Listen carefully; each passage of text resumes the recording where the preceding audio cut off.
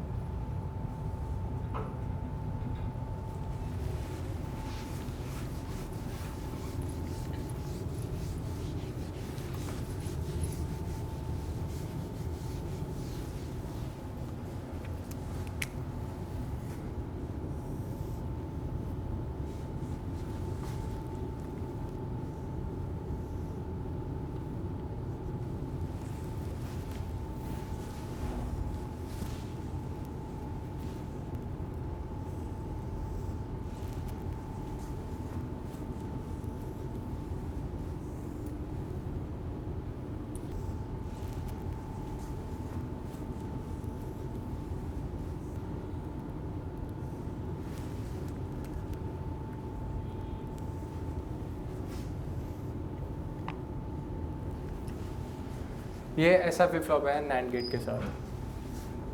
मैं इनको मार्क कर देता हूँ।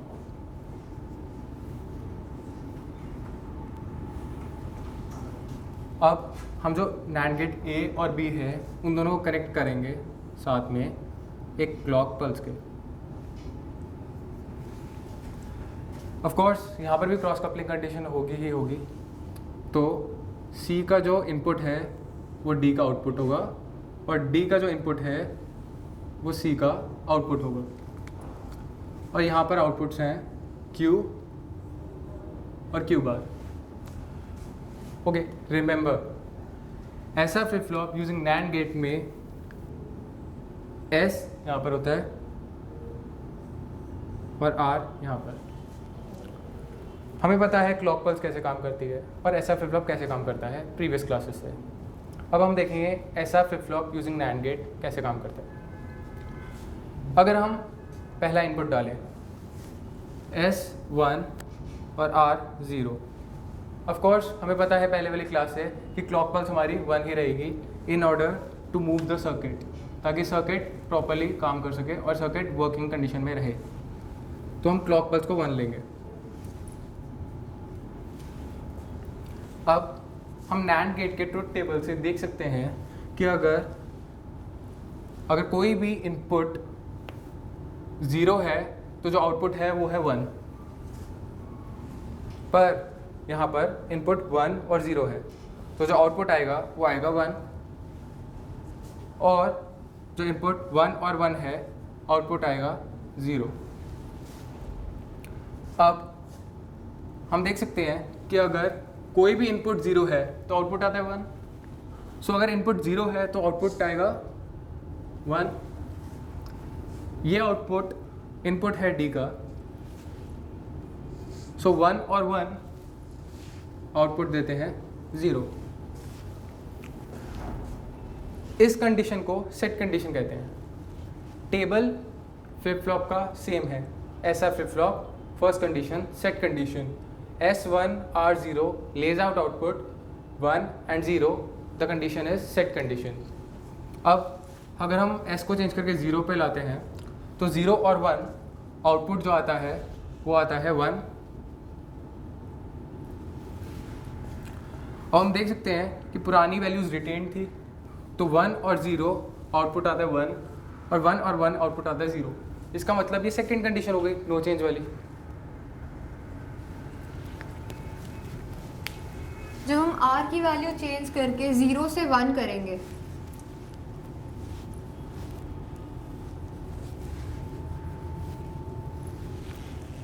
तो 1 और 1 अगर हम NAND गेट के टेबल में देखें तो इसका आउटपुट आएगा 0, और ये 0 और 1 इसका आउटपुट आएगा 1। अब जब ये NAND गेट से पास होगा तो इसका आउटपुट आएगा 1, इसका आउटपुट आएगा 0।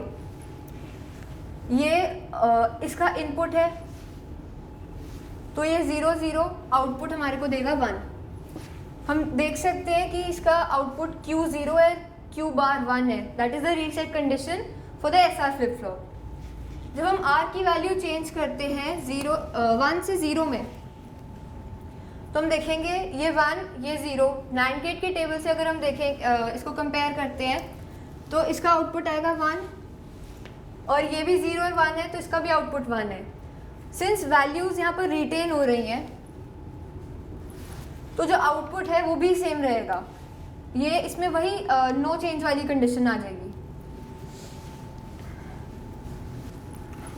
ओके रिमेंबर, अगर S1 है और R1 है तो अगेन ये कंडीशन फॉरबिडन है बिकॉज ये SR फ्लिप फ्लॉप की बेसिक रूल्स को वायलेट कर रही है।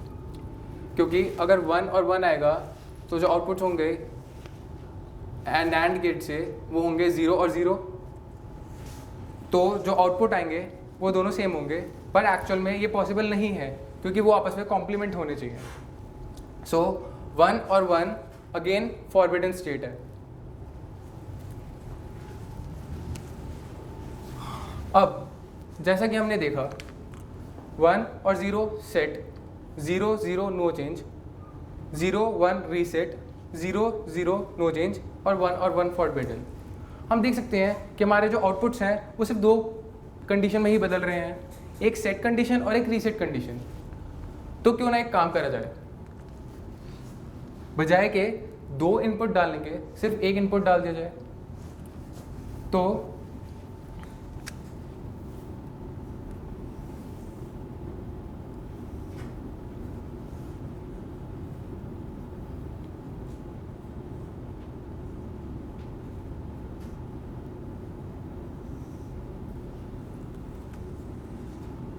हमने दोनों इनपुट्स को कनेक्ट कर दिया एक साथ और बीच में एक नॉट गेट डाल दिया।